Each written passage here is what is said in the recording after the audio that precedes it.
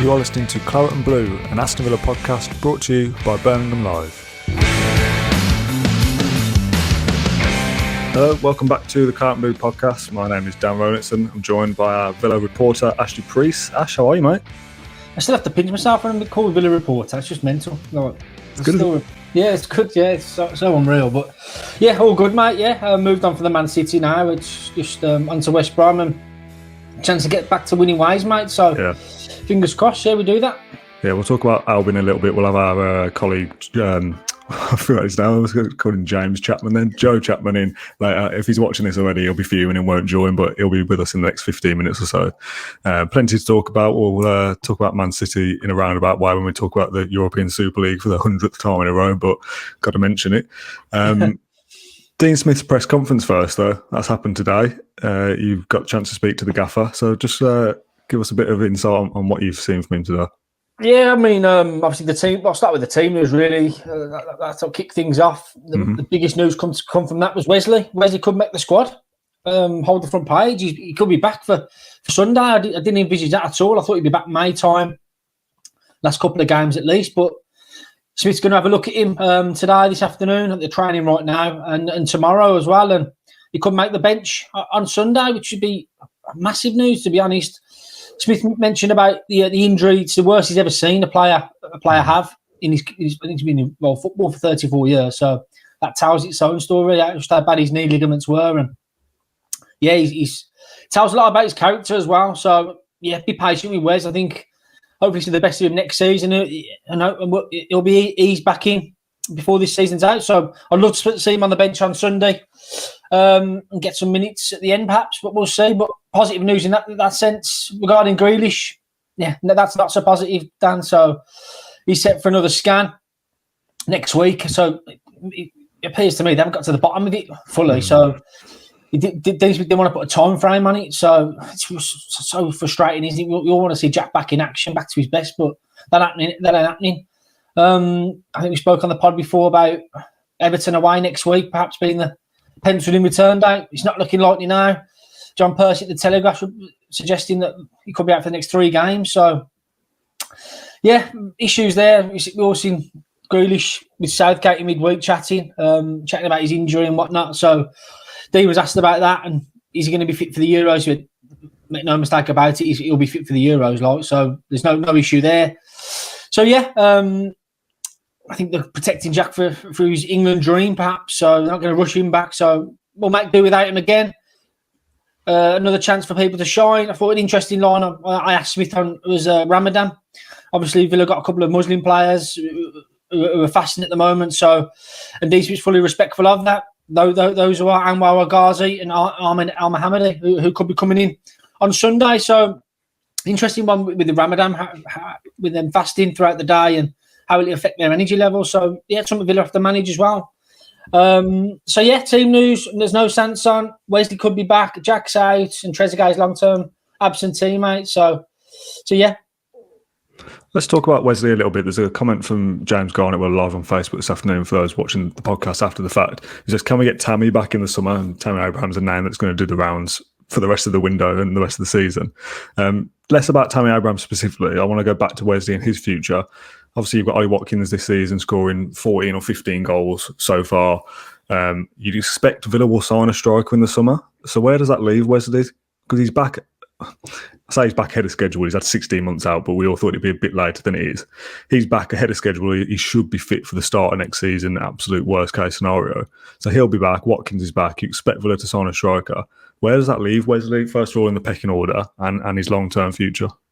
Wesley's a £22 million investment. So unlucky with that injury because he scored at Burnley as well.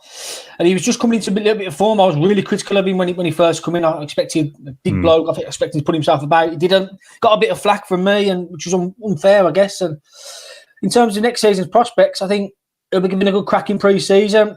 Try and get him back up to speed, get him the game time needed. Smith mentioned about not giving him the games because obviously the pandemic, they can't organise friendlies as much, so they've had to adapt. And I think Villa will go with him. I think the Watkins, Wesley, I think they'll one more. I think Keenan Davis could benefit going for a season in the Championship to play week in, week out. I think Villa don't want to give up on Davies. I think he's a long-term player who's developed at Villa, and I think they'll look for that one more year in the Championship for him and playing regular, because he hasn't done that ever.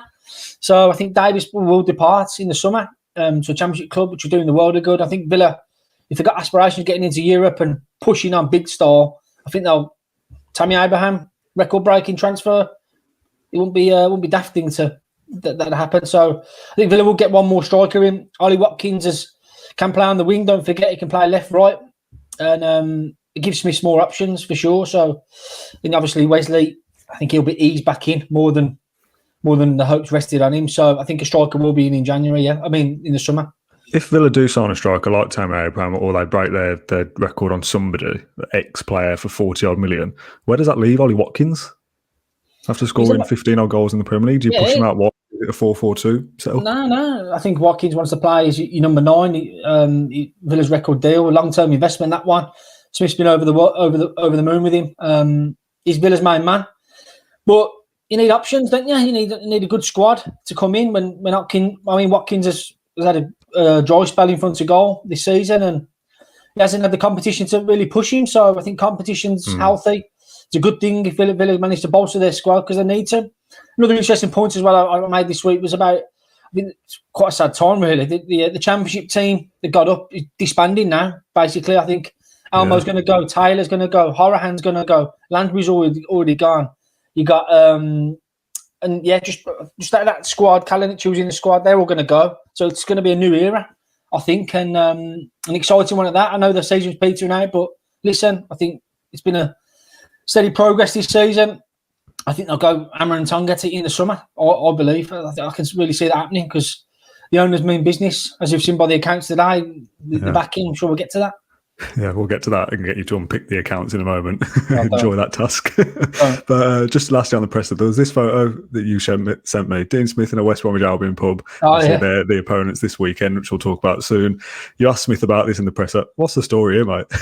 I just love his scar on his forehead. It was his battle wound from Latin Orient days. Yeah, I asked him about this. That's his mate there, Dave Chapman. He used to run the Albion in Goldsmiths Row in East London. I don't think so.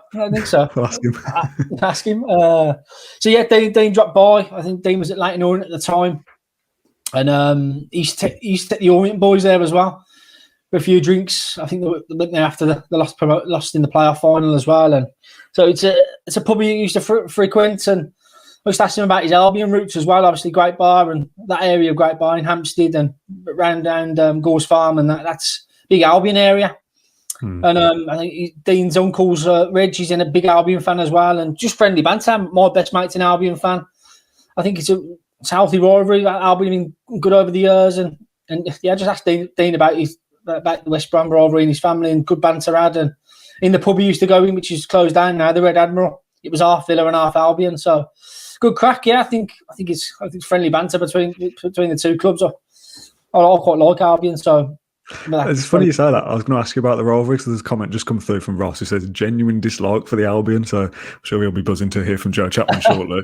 What do you think of the rivalry? Where do they rank in terms of the other Midland sides for the ferocity between the two? Look at them scenes in the Championship, them playoff scenes, man. They were wicked, weren't they? It was electric at Hawthorns, and Villa Park was massive. I missed the Villa Park when I was in a stag do in Dublin, and I was watching it from there, and Horahan burst the net. Dwight Gale sending off. Just memorable games, to be honest. The FA Cup is the FA Cup semi-final, quarterfinals. Yeah, quarterfinal. Good recent memories for sure. And yeah, I'm from Great Bar, so I've got loads of Albion around me, and yeah, sad to see them where they are. To be honest, I'd like to see them stay up. To be fair, but it's not looking that way. But I'm sure we'll pick Joe's brains in a short while about Albion's downfall. But yeah, I've got a soft spot for them, probably because I'm surrounded by them, not by me. But yeah, old Albion, I do like them. I won't go as far as saying a soft spot. There's some Albion in my family, which we won't talk about that side. But yeah, the Blues is the main one, isn't it? And Albion are probably second, I guess. Let's talk about the accounts then. Some stuff come out from the accounts today. Maths was never my strong point, scores. This is not my area at all. It's not even really yours, but on this podcast specifically, there's no one else to talk about it. So what do these latest figures mean, mate? I haven't even got my GCSE maths, but yeah, I needed to lie down after it. But listen, the main bottom line from it is huge backing from Wes Edens and Nassif Sawiris. £126 million they pumped into Villa last season, which is, don't forget, it's a financial year, so it's going from promotion up until May last year, so just before Villa clinched survival. But yeah, I'll run through some of the accounts now for you. 150 million was spent on 16 new signings, so that was the complete squad overhaul. You obviously Wesley in there, Tyrone Mings was a big one at 28 million. Bjorn Engels, Trezeguet, players like that. That was 150 million pounds spent. Villa had to pay almost 10 million as a rebate to Sky and BT because of the 3-month suspension where Premier League was suspended due to COVID. So that was a bit of a sucker punch, really. Elsewhere, season ticket holders, 30,000 at Villa Park. They were all refunded by Villa, which cost Villa about £2.7 million. Wages for the 12 months was £86 million, which is only £10 million up from what was it in the Championship. So that tells its own story, Dan, saying I think Villa's wages in the Championship were too high, whereas they've gone to the Premier League. It's only been a short increase. So I think players like Trezeguet, Engels, they're not on big dollar. So you know what I mean? If you put that into context, that you're not going to expect Villa to be world beaters, and that was the case last season when they survived. So, and this season I thought it was quite interesting because Villa mentioned their accounts for this season. They've spent 105 million on Watkins, Martinez, Cash, Traore, Sanson. And it did point at the Ross Barkley loan deal perhaps being quite hefty. I think at least £5 million for him, just as a loan. So that was a bit of a big one, to be fair, if you take it all into account. But yeah, Villa remaining debt-free. That's the bottom line. In great hands at the ownership. And given the week we've had, the European Super League owners totally out of touch with their supporters and whatnot, I think Villa are doing just perfectly, really. I think I did a piece this week. Liverpool should look up to the likes of Villa and how they do it. And in the accounts today, Christian Perslow mentioned about we're going to hold more fan consultation meetings. We're going to be speaking to fans regularly. There'll be more dialogue, engagement, and that's what you want, don't you? You want to be involved. So, yeah, all positive news regarding the accounts. Apart from obviously, I think they made a loss of £99 million, and I think COVID was £36 million deficit. So, but yeah, I think Nassif and Wes are just playing the money in. So yeah, and like I say, regarding transfers, and they'll want an improved finish next season, don't they? Yeah, it's funny how we can just kind of, in football, it's so, because everything's so extreme, just go, I made a loss of 99 million and we just move on to the next point. I know. It's bizarre, isn't it?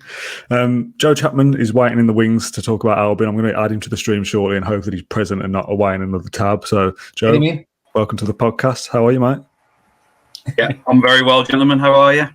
Yeah, not bad. Villa Albion this weekend. Ash just said there, it might be nice for Albion to stay up, and we'll ask you the question of whether you think a Great Escape might be on the cards or not towards the end of this. How are things for Albion? A couple of good results before the Leicester game, and things are starting to look up, but still a massive task, isn't it?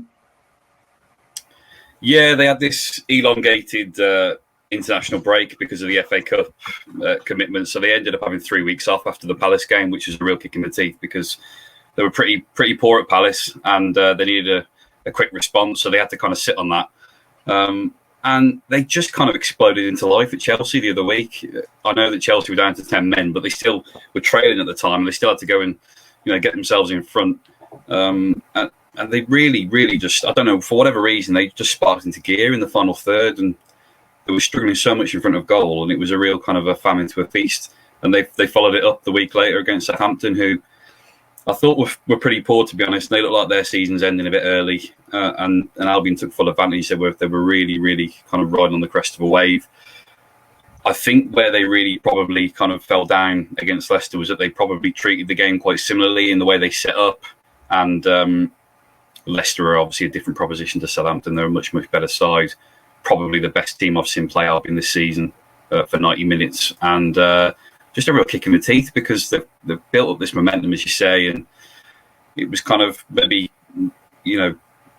looking like it was going to be a bit of a kind of exciting crescendo to the season. And now all of a sudden that pretty hefty defeat means that they've now got to win pretty much every game between now and the end of the season to really stand a chance. What have you made of Albion, Ash, in little bits and pieces you've seen of them? Well, last game I watched was Chelsea away, and Callum Robinson was on playing like Ronaldo. Unreal. CR7, mate. Yeah, telling you, yeah. I think Allardyce has done quite well, to be honest. He signed some high caliber players. I like that Turkish kid in midfield. He's done really well, and I think he's bought well in January as best as he could. But yeah, it just fizzled out, hasn't he? They left themselves with too much to do, didn't they? After Bilic, and I think it was all destined to happen after the summer. They didn't really spend much in the summer.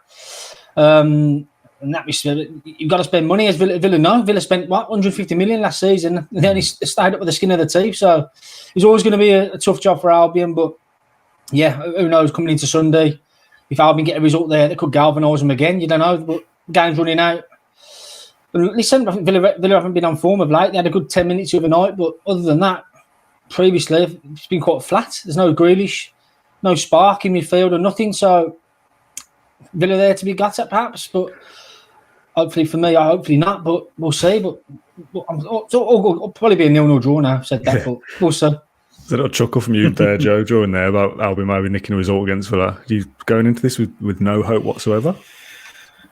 Well, I take definitely Ash's point on board about them having a little bit of a kind of a rough patch in the last few weeks. I mean, it's going to be all down to, I think, how Sam sets them up, really. I don't think he can go toe-to-toe the way they did. He tried to against Leicester, because I think they'll get found out.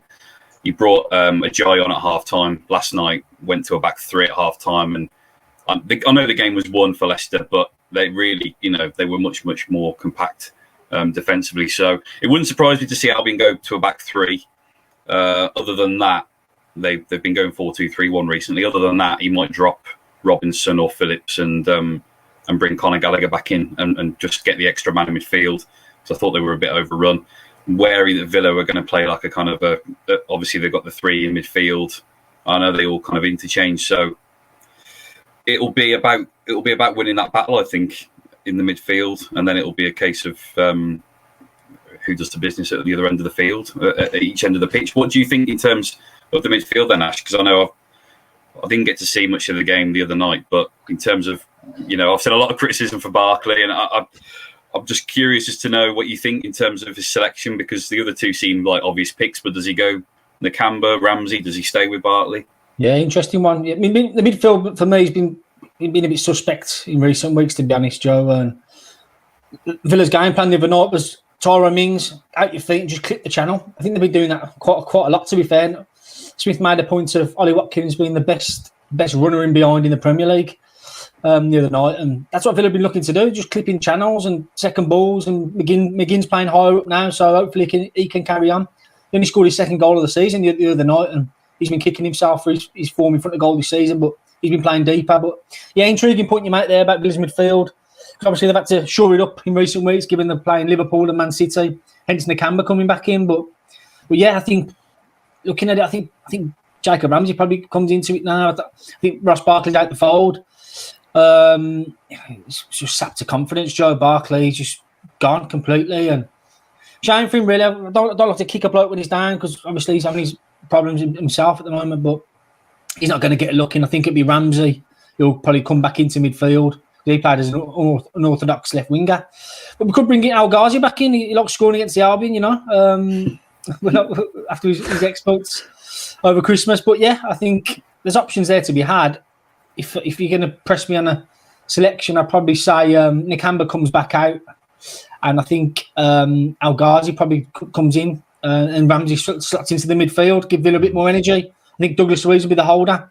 I think McGinn and Ramsey will go for it, and it would be El Ghazi and Traore around the wings and Watkins up front. Yeah, not much option there. I know Villa squad isn't up to it too much. No star quality. With that Grealish, so yeah. Who knows, man? I'm not going into it fully confident. No, say that. Yeah, I feel like Albion might nick something here, to be honest. Cash is out as well. What about right back? Is right back a problem? I was going to say, where you go. I've only been kind of following it, but from afar. But I mean, I've seen a few guys saying there's a young lad that should get a look in over Al Mohammadi, who for me is the obvious choice. Yeah. There's something in the area right back at Villa. Gilbert got sent off the other day as well. Hothead man, and Cash the other night was just lost his head completely. I think it'd be Almo. He's fasting at the moment as well. So will that play into his energy levels? I don't know. There's a young lad, Kane Kessler, coming through the ranks. He looks the real deal. People at Bodymore have said he's ready. He's ready to come up.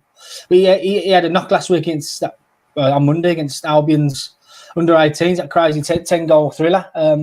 He came off. Villa have got an important FA Youth Cup quarter-final next week, so whether Kessler comes in, I'm not quite sure, but I think it'll be Almo, mate, yeah. Almo, experienced head, been around the block. I think Villa can trust him. I think he's been really good buy at £1 million back in 2017. And an old wily head, you need them in these derbies, as it were. Obviously, there's no Grealish FA Youth Cup, on the subject of FA Youth Cup, that could be an interesting game later down the line if Albion and Villa both get through. Is it semi-final they meet, or they're going to have a draw after if they both get through? I think it's a draw, isn't it? I think, without double-checking, I know Albion have got Everton next week, so they've just beat Spurs 5-0. So, what about Villa? Is Villa playing? Newcastle away, that's on Tuesday. So, a lot of effort's gone into that this season for Albion and Villa as well. So, it's been fun to watch as reporters. I'm liking the development at Villa, and it's a mad game the other day, like you say, 10 goals in that on Monday. Yeah. Crazy. So, hopefully the two clubs go through, and that should make for a decent affair. Obviously, there's no Grealish, and he's the obvious danger man, Joe. But when you look at that Villa side, who are you scared of? Who are you most concerned about that's going to cause you the most problems? Well, I mean, really going, but I've seen Villa in patches this season, and they've been very, very good a number of occasions, especially early in the season.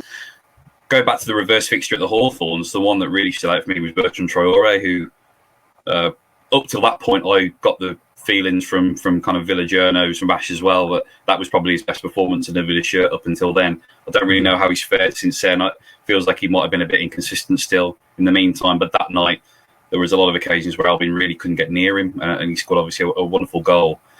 So I'll be very, very wary of him. I think, he's somebody that could really switch it on. I don't think he's lightning quick, but he's got great feet, and he's got a really, really good left foot. So I'd be quite concerned by him in terms of dealing with that threat on that side of the pitch. Watkins speaks for himself, I think.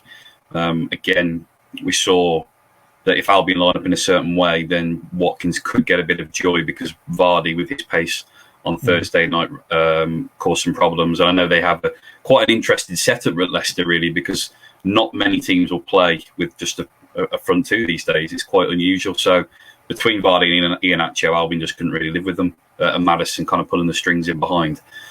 So I think they would be the two that I'd pick in terms of the players that are available. I know that El Ghazi is somebody that loves scoring against Albion, and Grealish speaks for himself. So I think they'd be the picks for me. On the flip side of that, Ash, I know they've only got 24 points this year, but anyone from Albion that you're concerned about? I've got a feeling Callum Robinson's going to score. I think he'll come back to haunt Villa. I've seen him at Chelsea the other week. He looked really good. But your Kushlu in midfield, I think he could dictate the play and frustrate Villa in the central midfield area. But it depends which Albion turn up. Will it be the one that went at it against Chelsea and scored for fun, or will it be the one that caved in last night? Who knows? But Callum Robinson, intrigued to see how he gets on. I'm right in saying that Sam Allardyce is from round the Midlands, isn't it? Is it Dudley? He's Dudley lad, yeah. So he's got Wolves connotations growing up. That's what I thought. Yeah. He addressed those in his unveiling back in December before we played Villa, and he said I used to go and watch the Albion as well when I was a young lad. Mix it up.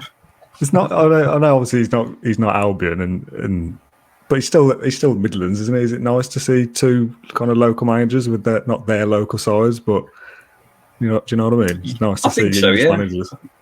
Yeah, I think so. Dean Smith's born in West Brom, wasn't he? So they're both, really, really local lads in terms of this particular game. Yeah, I think it is. I think, Dean Smith now, is he in his late 40s, early 50s? He's 50. So they are kind of probably different ends of their managerial careers. But yeah, it is. Going forwards, whether Sam's in charge next season, I think remains to be seen. I think he's, up until last night, he put a pretty convincing case forward. So we'll see. Big summer ahead. We've got this European Super League survey thing, that almost the state of football, I suppose, is the narrative now. Now that we know it's cancelled, that we'll talk about as a three. You might as well get your opinion, Joe, while you're here. Just on Albion, though, before we move on from this game, do you think you'll do it? Was it 9 points or something from safety? Do you think it's possible? I think it was such a gut-wrenching one last night. I think if we'd have... Leicester were obviously full value. They were terrific and they fully deserved to win. I think if we'd have left last night with a point, I don't really think much of Burnley. I think Burnley are the kind of team that I know people will say, well, Dyche will get results. But, you look this weekend, if we'd have got a point last night, I'd have really fancied us to go and beat Villa. We've got Wolves next week.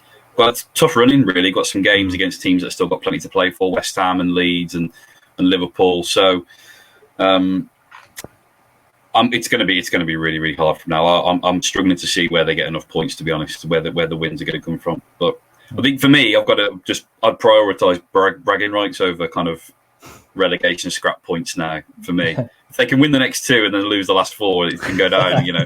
Having taken these points, then I think that'll be a little bit of a cushion for the fans. Do you think that's the risk this weekend, Ash? That because Villa haven't really got anything to play for, this could be one a bit of a banana skin. Definitely, yeah, for sure. 100%. I think Smith won't want that instilled into his players, but on the day, yeah, I think Villa have been a bit lackadaisical over the last few performances, and Albion are fighting for their lives. And yeah, I think Albion start quickly. Villa could go into the shell, and who knows? But yeah, Villa's season petering out. They're 11th now, not risking Grealish or anything like that. So yeah, Villa desperately need to win, don't they? I think they're 17th in the form table. So what I mean, so that's after 10 games. So bad reading. So Villa need to get back to winning ways. But Albion, yeah, dangerous animal, fighting for their lives, and we'll see Sunday. Let's talk about the future of football then, and try and wrap up in the next 5-10 minutes or so. If you follow any of us on social media or any of the articles that the guys have written, or I'll put it in the YouTube video as well, you'll have seen this survey over the last few days, our clubs, our future. So we'll quickly rattle through it. Do you think the clubs involved in the ESL scandal should be punished? What do you two think? And how would you punish them? Well, the 14 clubs have come together and saying we want them punished because it's going to happen again. Otherwise, it'll happen every season. For me, just the whole how sneaky it all was beyond backs of players, managers, and they had to front up, and they've been criticised. You've seen the Liverpool team bus on the way to Leeds.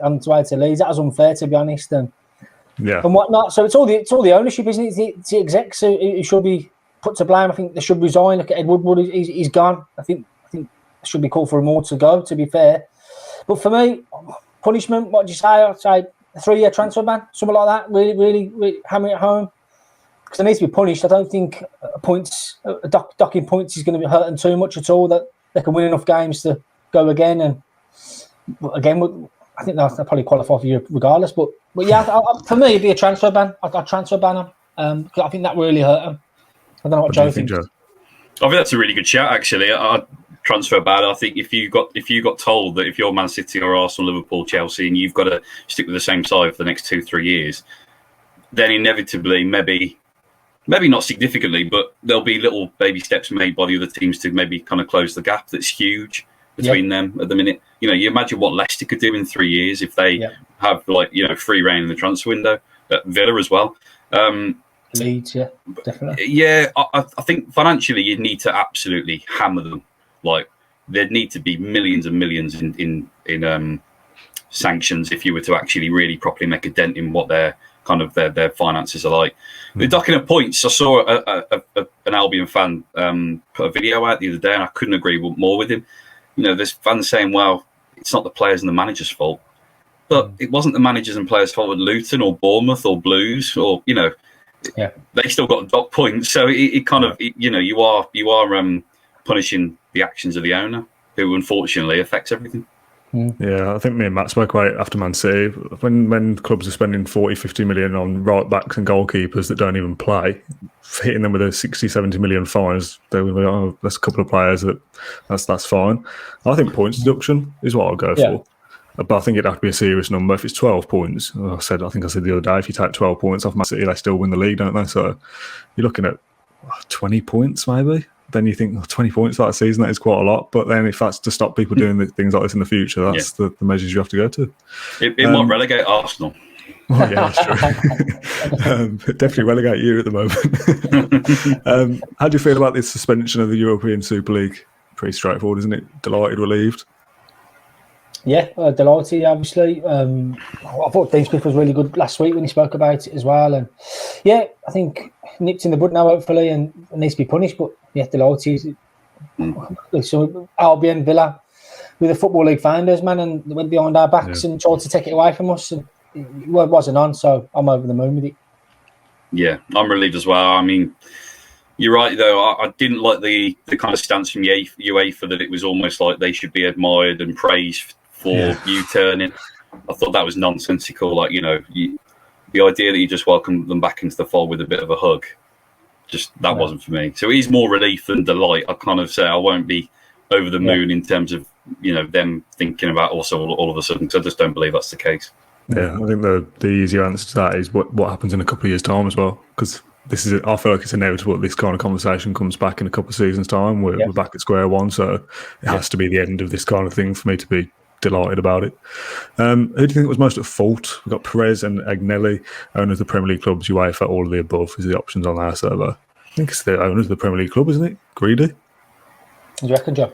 Yeah, I think the owners. I mean, we are talking handful, and they were threatening to change the landscape of English football, but there was only about 6 or 7, 8 people here. You've got the Glazers, you've got Levy, Kroenke, Abramovich. These are guys you don't hear from one year to the next, ever. Has anybody ever actually heard Abramovich speak in the whole 15, 16 years he's been in England? So, yeah, I mean, the idea that they could just sign up for this and just have no consequences to pay is just laughable. Anything to add, Ash? No, like you say, yeah. I mean, we never hear from him, do we, to be fair? There's no transparency at all.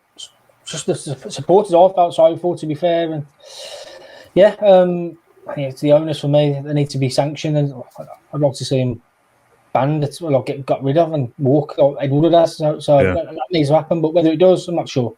I like the story. I don't know who it was and where it came from, or whether it was even true. But they said that one of the guys involved in this Super League has been to games before and had to ask what colour their team played in. I don't know who that would be. It wouldn't be Abramovich because he's been to Chelsea games a lot. I'd love to take a guess who that is. But can you imagine that? That's the kind of people that are involved in making decisions that affect the future of football. It's unreal. Next question, very quickly. With 0 being not at all and 10 being extremely, how optimistic do you feel about the future of football now the European Super League is no more? It's a difficult question, I think. Tough question, yeah. Because again, if it comes back in a couple of years' time, we're back to this conversation again. I think this is important now, the next kind of few weeks, months or whatever down the line, in determining what the punishments would be. If the Premier League and the FA come out now and say anybody threatens to do this again, you will face an immediate expulsion from the league, I think they'd all feel very, very quickly kind of, rather sheepish about the idea of trying their luck again. There's a couple more. I'm just wary of time, so we're going to fly through these if we can. What's the main issue threatening the sustainability of football? Do you think there's a few options there that we've put in this survey? Ticket prices, no football on TV, how the money's distributed. What's the biggest issue with football going forward? Just the fact there's too much money, too much greed. Yeah, lack of ownership, accountability for me. I'll take that one straight away. The high behind the clubs. I mean, all the CEOs do the running around for them. They need to front it up more and speak with fans more and be a bit more engaging and increase that dialogue. They don't do that. So, yes, they're playing the money in, but to go beyond the backs like they have done, it's just totally wrong. Yeah, for me, the interesting one there is how the money's distributed. I think there's a lot of it. We all know how much television rights plough into television companies plough money into the game. But if you've got clubs like this doing what they were threatening to do in the same 12 months that Bury Football Club have gone out of business, and they're only 2 or 3 divisions below, and it would have taken probably the spare change in one of these owners' back pockets to save Bury, then there's a serious problem there, isn't there?